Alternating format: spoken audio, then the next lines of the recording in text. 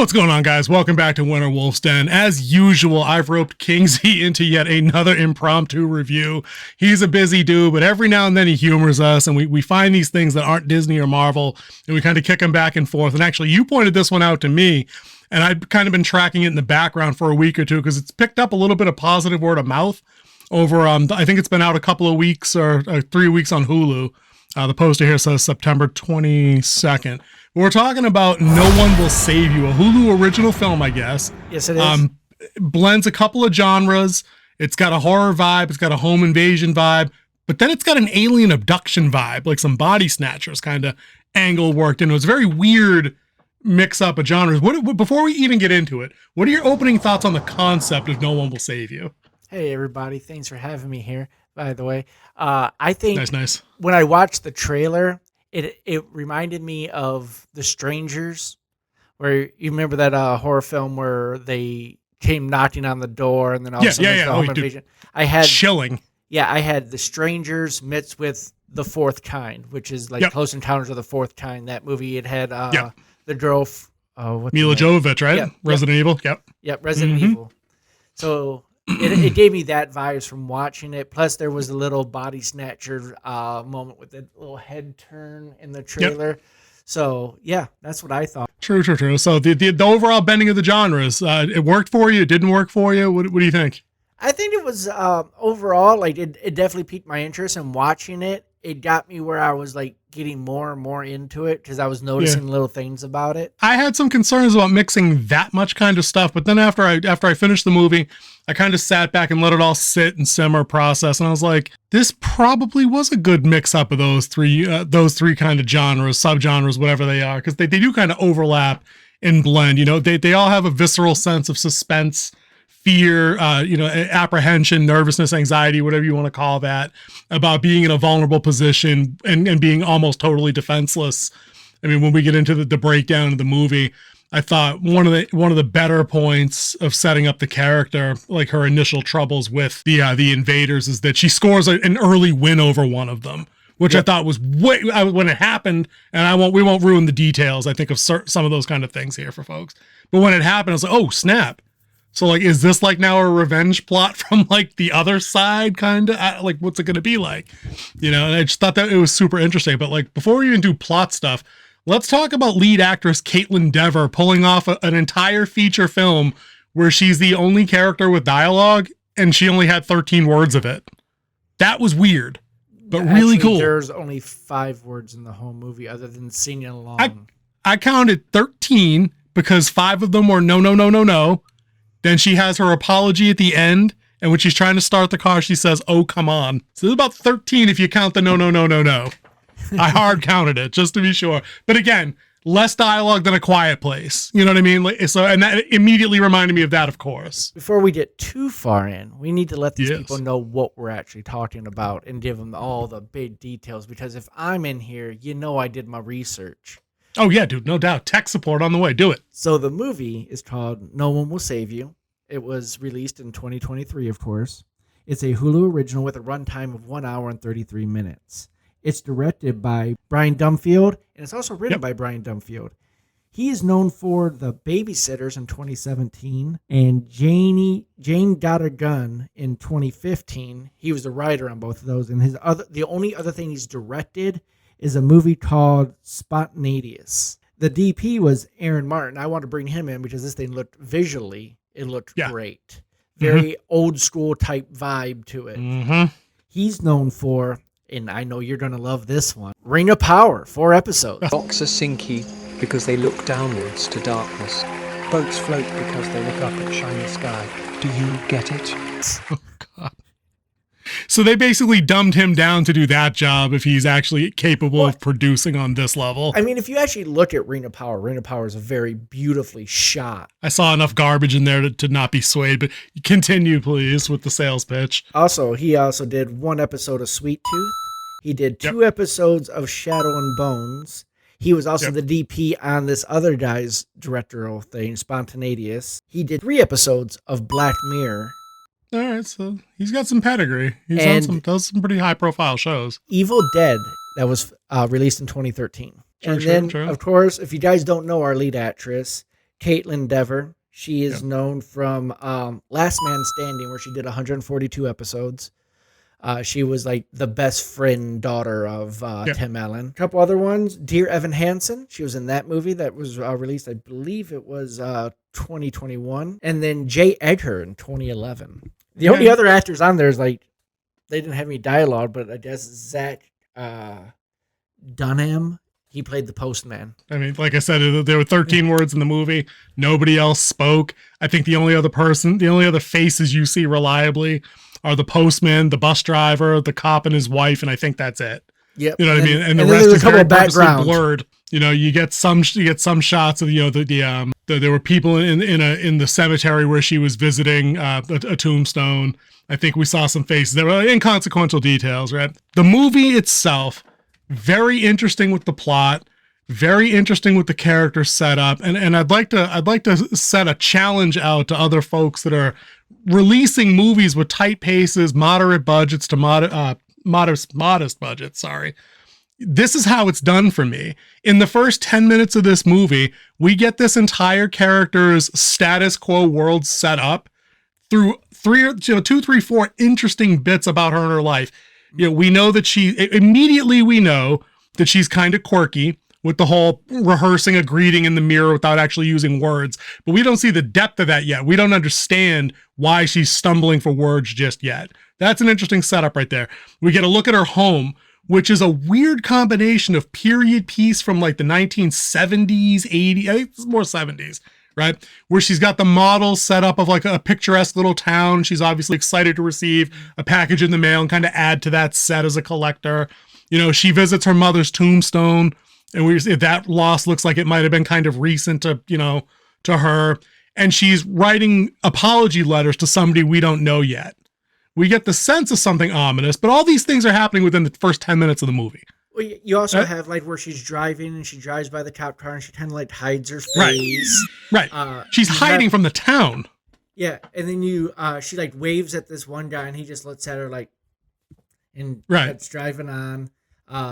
You see the postman is like a total like worthless delivery guy as he plays basketball with her patty. Douche nozzle is the word you were looking for. Yeah, douche nozzle for sure. And, she's just weird. Yeah, you see that she's weird. Something happened where she's kind of shunned by the town. Like she's the whole town.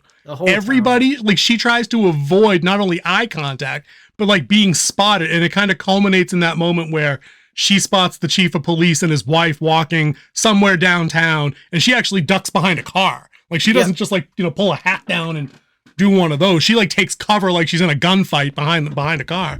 And all of that, I'm telling you, it's all in the first 10 and a half minutes. Yep. So you're like, okay, so all this cool shit's going on here. She's weird. Nobody's talking. You can hear, I have the subtitles on just because I like to read this shit now. It just says chattering, people chattering. Mm-hmm. And it's true because all you heard was distorted, muffled, vaguely human sounding chit chat everywhere she went. But it's never discernible. It's never like, oh, hey, look, there's that girl. Nothing like that. So very intriguing setup.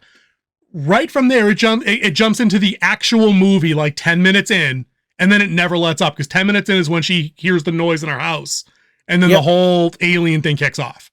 So bring us up on the plot. Where do we go from the actual first night in the house? What's going down? First night of the house, she hears like a crash or something. Yeah. Of course, that will wake you up in the middle at night. She goes in a quiet country farmhouse in the middle of nowhere. We should have specified that. And this is one of the shots I really liked was when she went to go investigate and she's looking down the stairs and like you see nothing. And then off in the left-hand corner, you see like a little shadow move. So it's like it's not even in main frame. It's like in the peripheral of the frame. And it's just, and then it comes back and looks. And then you see it like skitter across the thing. Right. And then she, of course, makes the huge mistake of taking a step back on wood floors, and you heard the creak. Now, here's my first part that I didn't understand. Why'd she get out of the shoes? Like, the shoes ain't going to hold the board down. I said the same thing. It's like she thought that picking her foot up out of the shoe, out of a slipper, mind you. It's about yay thick. Yeah. Right? She was somehow ninja stealth skill. Maybe she unlocked the skill point for stealth step. I don't know. But I thought the same shit. I was like, that's not going to. That ain't how this works. As soon as you let the weight up, it's trying to. Like, you must be new here. Yeah, and I thought that same thing. Yeah. I just think they were going for that avant-garde shot of like her 1 foot stepping slowly up and out of the slipper and backward because it was shot low and it kind of picked up with her as she stepped out of it. You know what I mean? So I think they were just going for style there, but that's cool. One thing I liked about that opening shot you just discussed though, with, the shadow off on the left, that's after we see that the front door is slightly ajar and opening a little bit more. We see the shadow over here and then it looks like it zips away, but then it comes back around. Yep. And we know we've got the entry at this point. So I thought that was well done. I think that instantly it's shift gears from here's the setup with the weird girl in town, middle of the night, weird shit happening. We don't know what the hell is going on.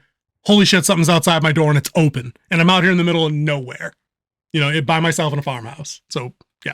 Yeah. So continue on with more plottage. Not to do scene by scene, just kind of run us through the generals. We're not going deep here. So the big thing is that she goes and she does the standard damsel in distress at her home, where she goes back into her room, closes the door, thinking that closed doors are going to save her, and then she tries to hide under her bed, but realizes there's a whole bunch of stuff under her bed, while the creature, whatever is in her house, because you don't know what it is at this point. Which I do love that they don't actually show it until they have to show it. Yeah. Yeah. And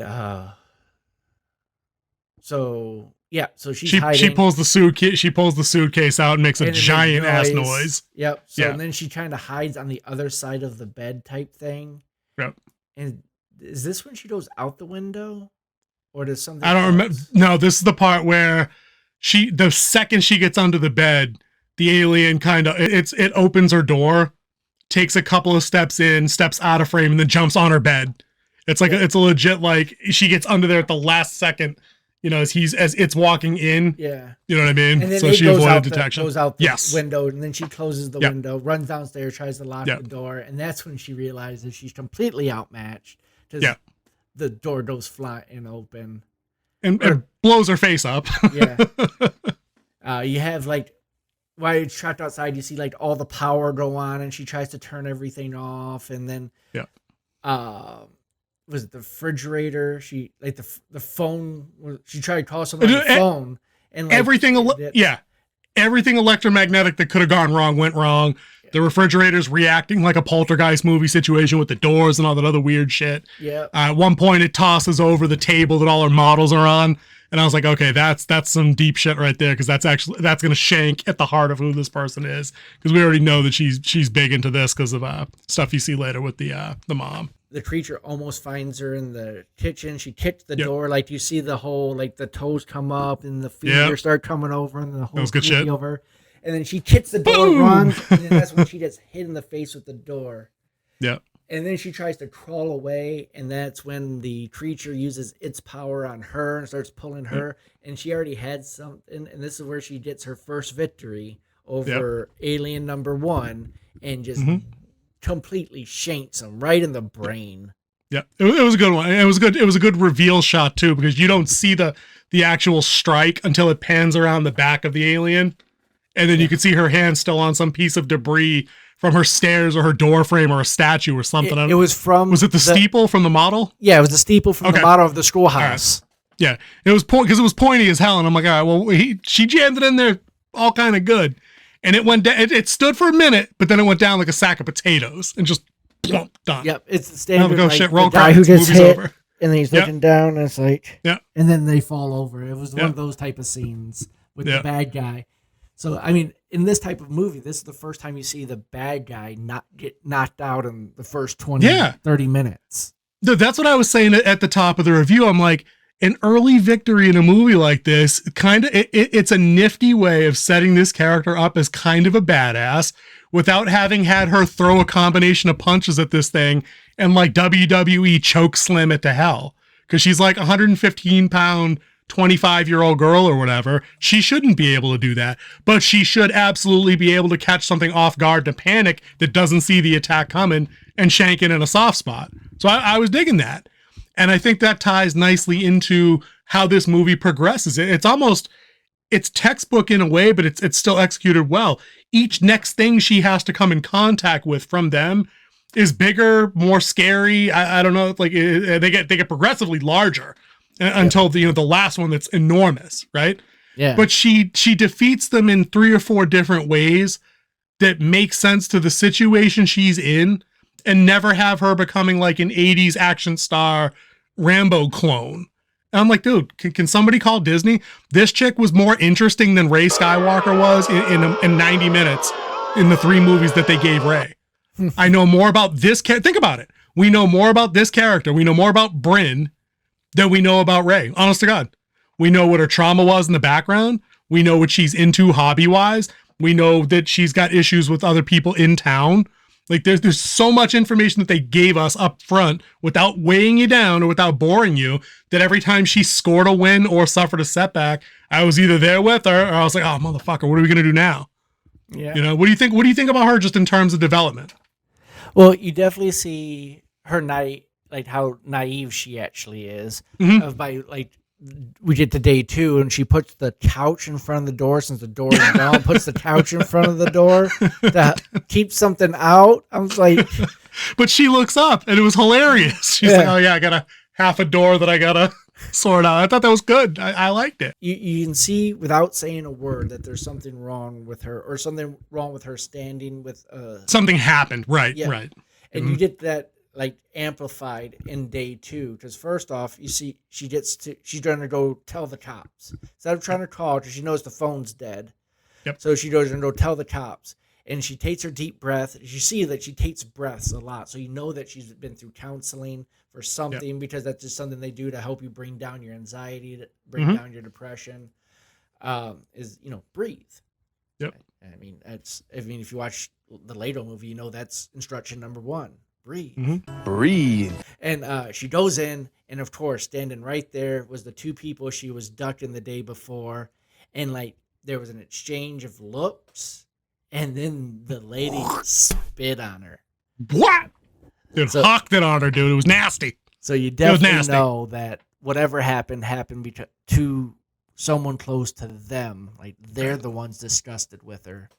And then you see you see that the husband of her is the actual chief of police, because he has chief under his name. He has the same name as the girl she was writing. We're already starting to put pieces together on the little girl that she was writing to no longer with us. Okay. Yeah. They leave it vague at the beginning, which was clever and necessary, about what happened, and that the whole town blames, we're in the spot where, there must have been an accident.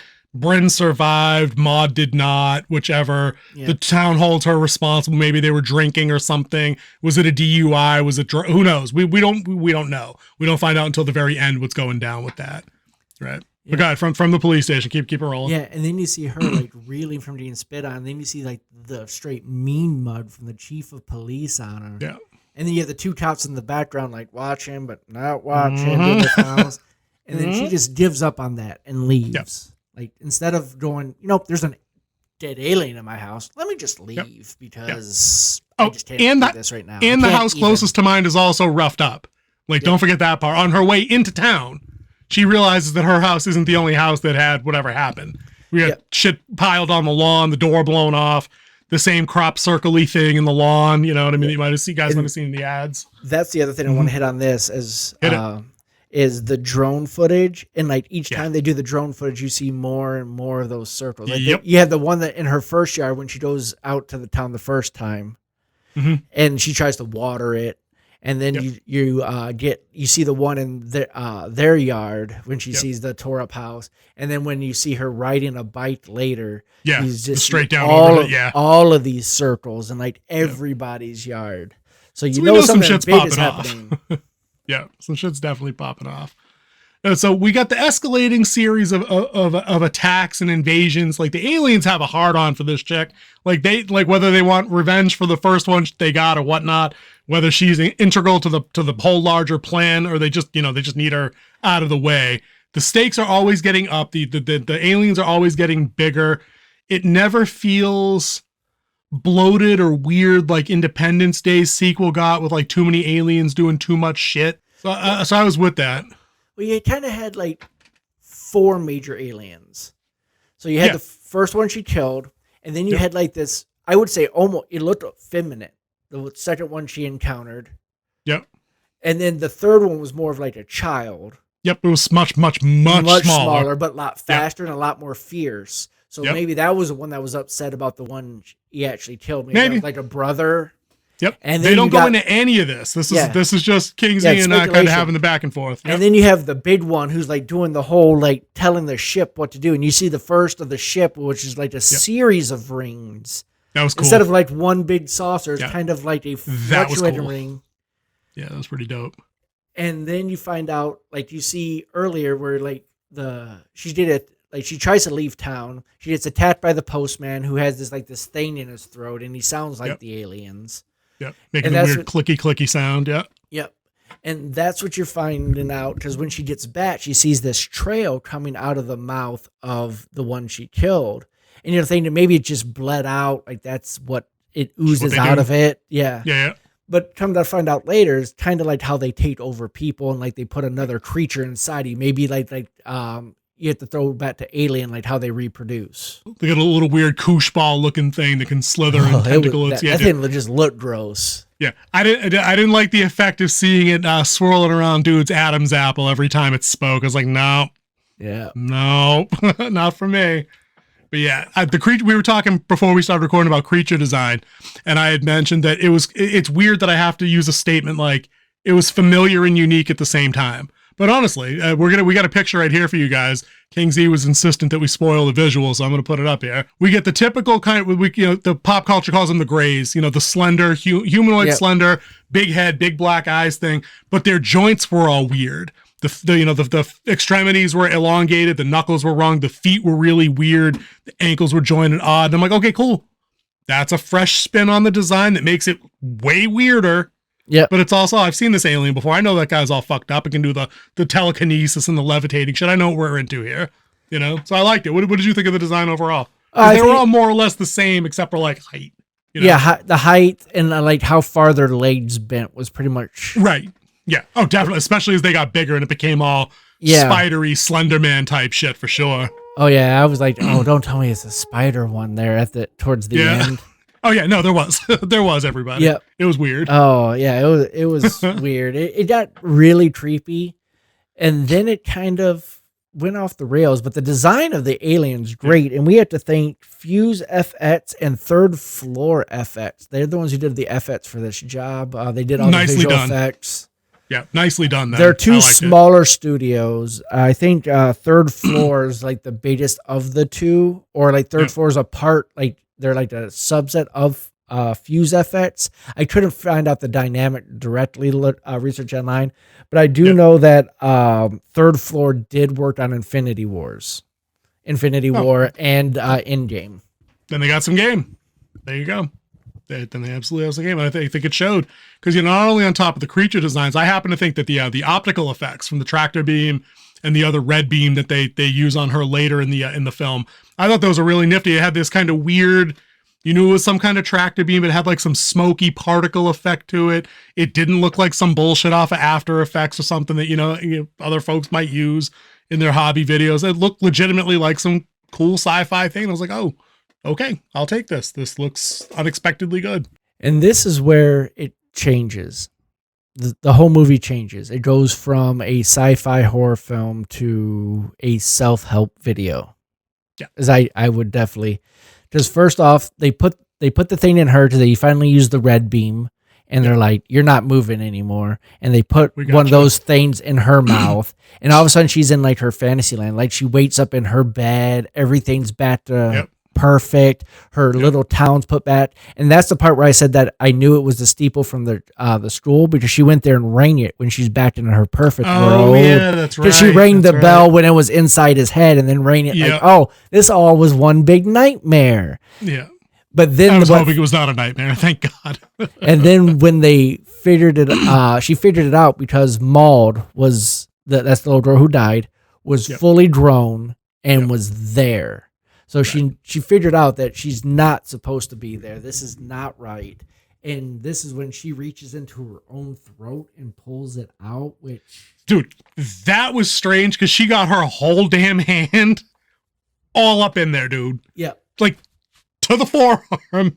Because when you think about where your throat is compared to where your mouth is, there's some space in there, dude. You know what I mean? she got all up in the mix. But before we get into the body horror, because that was body horror like all day long right there for me, right? We get the key dialogue when she's in that delusion that she got to make peace with. We it looks like she makes peace with whatever was bothering her in the first place, where she actually says, "I'm sorry." Yep, I'm sorry, to the she says, she puts it on Front Street, right? Puts it out and says, "Yes, this is the person. We're bringing everything full circle, but I know it's all bullshit." Yep. Hand down the throat. And that was one of the other thing, like the dialogue that you could say technically was dialogue was the letter she's writing, and one of the lines in there was, "I can't believe it was 10 years ago." 10 years. Yep. So we know by looking at this woman that they had to have been straight up kids when the other one expired. So that's when my thinking, trying to just run down the possibilities, I'm like, all right, well, chances are it was 12-year-olds in the 70s. We're not talking about an opiate overdose. We're probably not talking about a DUI or some I know what you did last summer bullshit. You know what I mean? Well, they did show her tombstone. They showed Maud's tombstone. And it was 2000 to 2012. Right. But I'm saying we at this point, we could solidify for sure what the time on that trauma would have been, because we're having her apologize, and we're also remembering the letter she was writing. But you're right. The tombstone shows that they were absolutely young, for sure. Yeah, they were 12 years old. Right. And now she's 22, when, of course, Maud would have been 22 now as well. But right. We get into the next chase. I think this is the one where she's running through the woods from her copy. Yeah. So they used the thing that was in her to make a copy of her. Right. And this is really weird because it gets into the part of the whole story of this is she gets stabbed by herself, and she already considers herself her worst enemy. Because she said in the other line in that letter, like, "I'll never forgive myself." Yep.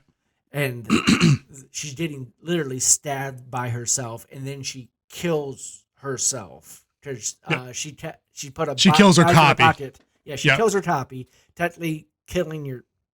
Yeah, it's I know, but people aren't. But people aren't watching along with this. This isn't a watch party, so if they didn't see it, they might have thought that you meant Bryn killed her actual self. This movie's already weird. Yeah. Who knows? It might. Who knows? But anyway. Okay, yeah, she did not take her own life. She did not delete herself. She killed a copy of herself. Right. But I mean, when you're looking at it. Yeah, right. It's literally like killing yourself. And she's wearing the same outfit too. She's wearing the same dress. Oh yeah. But I wanted to say here, another thing I love about this movie up to this point is that they set her up to have all of these items, these weapons, these objects in advance. We saw her pocket the box cutter earlier. Because I remember saying to myself, "You don't have a gun in this farmhouse? This box cutter's not going to help you much." And then of course she has the box cutter.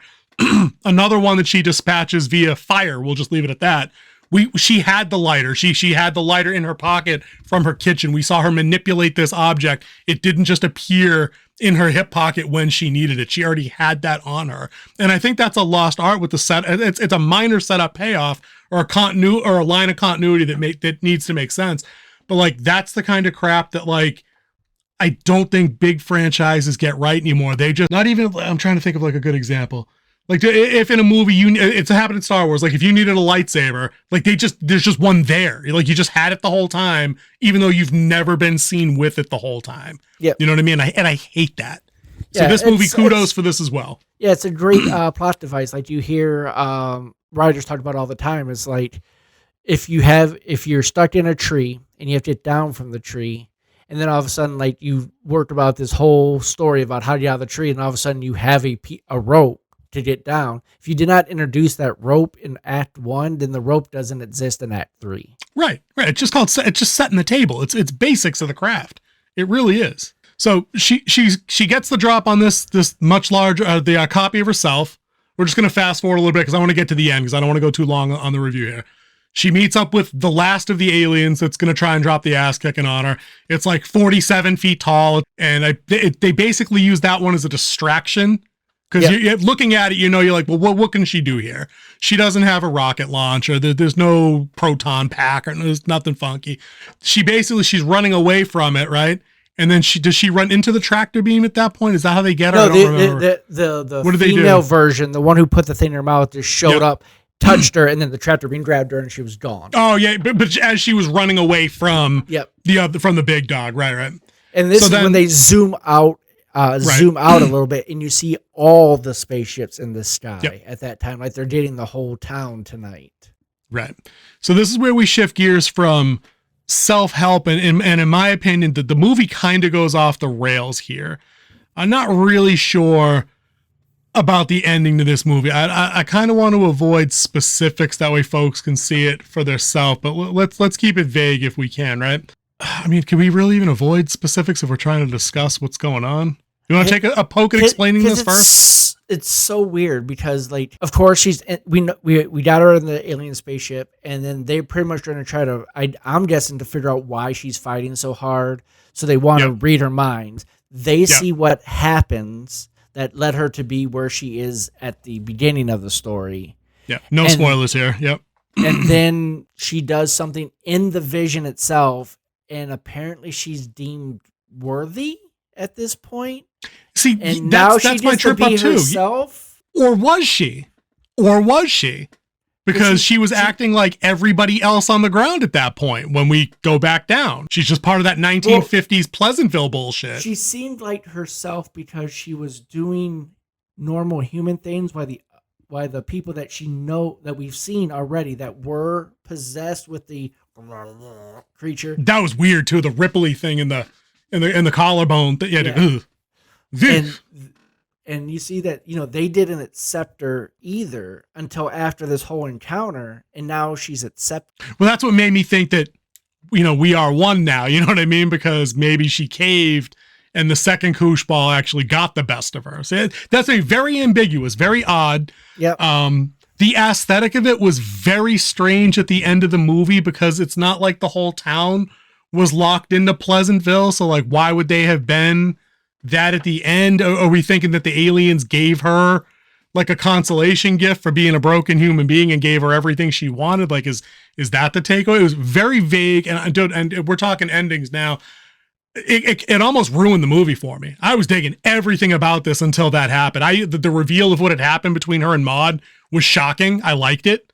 I was like, okay, that would be the thing that it not only was it believable, you know what I mean? It wasn't the cliche DUI, situation. It wasn't a drowning situation, because I think those are the two things that get kids in dramatic movies like this. It's either a DUI they weren't responsible for, or somebody screwing around in a pool or in a quarry or something, So we got an interesting reveal there, but then I honestly don't get what happened at all after that. And I was chit-chatting with some folks, in different pages, and they're like, oh, the director's got some interviews out there where he kind of spells it out. I'm like, dude, that's not good enough. Like, it's headcanon unless you put it on the screen, dude. Like, at the very least, it needed to be subtext, and I don't think it was. Like, I think it was very up in the air. And then, like you said from a minute ago, we get a shot that we know is the real world of multiple saucers doing shit over town, accounting for all the different crop circles in different places. So we know there's a widespread thing going on here. Yeah. But as for the ending specifics, I have no idea. No idea. I guess you could draw your own conclusions of what actually happened. Was she put back into her dreamland that she was in when they first put the... via the koosh ball. Yep. Yep. Or is she a human living amongst people who accept her? Again, weird. And it's like, I don't want to spend like an hour and a half trying to figure out the why of that, but like 30 seconds on the clock. Why would that be the ending of the movie? You know what I mean? What would the alien motivation be to just put this girl back on in a town that's controlled by them with pod people? You know what I mean? While they hover air support overhead, because it's broad daylight in that last shot, which was super weird. And I'm like, dude, I have no idea what to make of this. Yeah, especially because of what happened and what she did. I don't see what would justify her to be left alone. Right. Amongst them, unless they deemed her no threat at that point. But there was nothing in that whole transaction of what happened that would say deemed her no threat anymore. Right, considering she greased 3 of their guys, you know what I mean? Yeah. Well, technically the small one she didn't actually kill. Might have been. She left one of them. Yeah, it might have bled out after that door shot to the head. I don't know. Who knows? But yeah, dude. So I'm coming down a little harsher on this. I did a review on that Criticless app that I was talking about the other day, and they have it kind of set up on a percentage scale. But a good percentage can run you between 40 and 50% is considered decent on that site. And I think I gave it like a 45%. So it was mid decent for me. And I took all 55 other points off just based on the ending. Like, I love the main character. I love the creature design. I love the look. It was well shot, like you said. It was all very beautiful. Engaging. Very beautiful. I love the trauma backstory. I love the minimal exposition for maximum effect. I thought worked, but then I'm like, if I spent $15 on a movie ticket for this, I'd be pissed walking out. And I got to take that into account. I mean, just because we watched it from home, it was on Hulu for my subscription or whatever. That can't excuse what would have been like disappointment walking out of the theater. So I mean, if you had to score this, however you want, whatever rating scale you want to use, did the ending specifically impact the movie for you in an overwhelmingly negative way, or is this just meh overall? Where are you at with a rating? Before I get into my rating, I always want to talk about your rating a little bit. Like do it. You're right around where, like, I'm looking at Rotten Tomatoes right now, and of course the critics have it at 81%. Yep.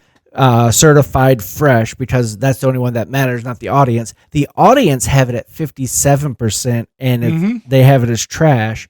I was there when I was doing my research to find all the metadata here. Google ratings of it has it at 2.7. I just saw that. Yep. With a lot of 1 stars. A lot of 1 stars because, of course, they didn't like the end, and they didn't like the whole. They didn't like the whole the night of day 2. That's where they said it kind of fell apart for them. So, and I'm kind of agreeing with them on a lot of the points. The end. I liked ambiguous endings. Which one was that? Inception. Yeah. For sure. The end of Pulp Fiction. What's in the briefcase? There's a few things that it could play into, and it was pretty much like she was now living her perfect life, and it's like self-help. The greatest thing that conquers everything is forgiving yourself. Yep.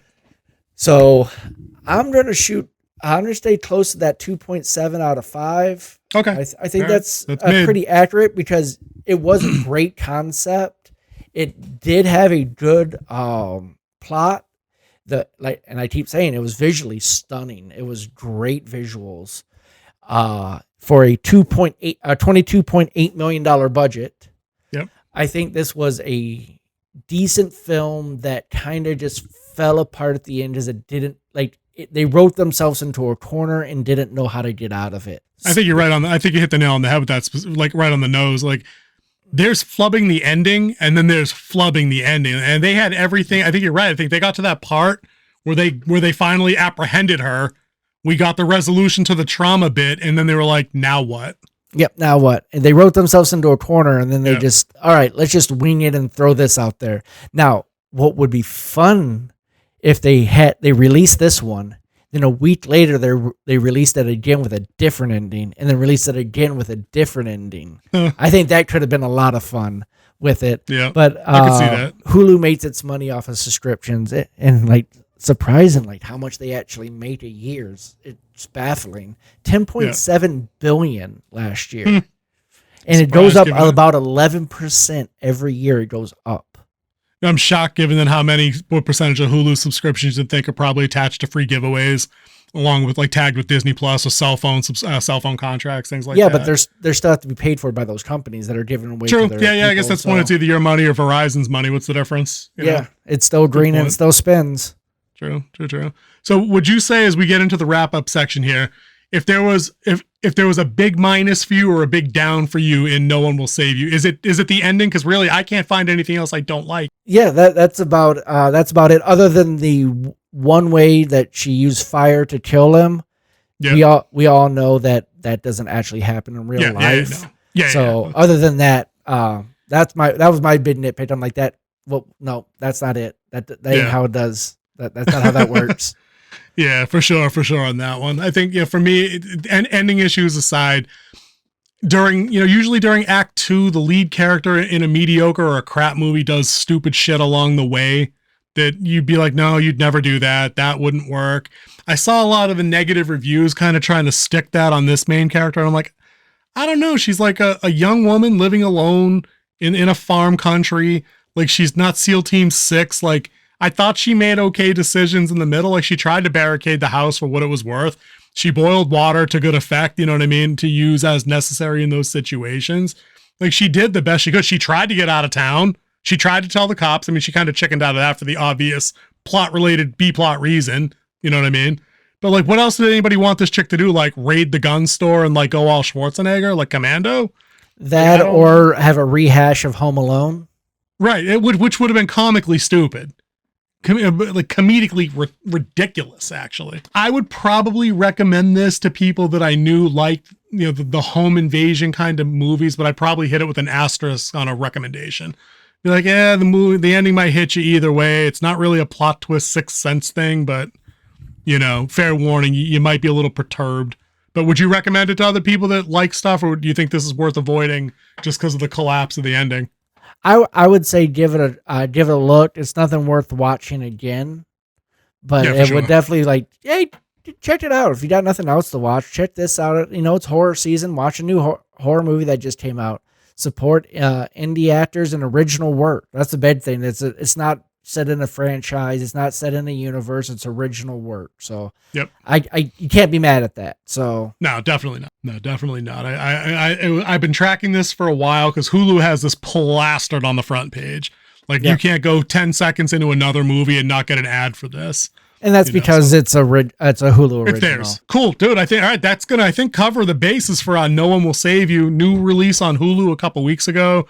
Sci-fi, alien invasion, home invasion, body snatcher kind of thing. If you guys like it, we're gonna give you the go ahead and check it out, but with some cautious optimism. Hopefully the ending sits better for you guys.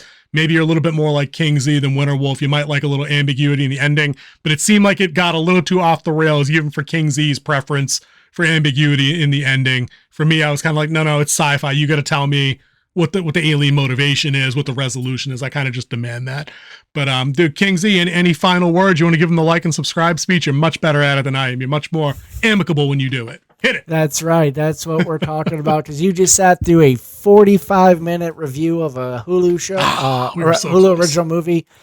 And if you did sit through all this, you must have enjoyed it. And please give us that thumbs up, because it does help us in the algorithm, helps us get this video out so other people can see it.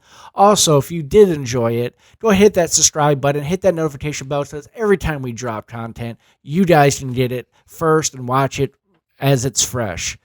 Other than that, we thank you for coming with us. We thank you for all the support. If you have your own view on what the ending looks like, make sure you leave us a comment. Tell us what you think about it. Tell us your theories, and we will definitely see you again, because we have some other stuff that's coming out. And one more thing, go blue. Oh, he had to work it in there. All right, King Z, thanks for stopping by on the impromptu review, dude. We appreciate it, guys. We'll see you in the next one as horror season 2023 rolls on. See you later. And with that said, the camera goes black.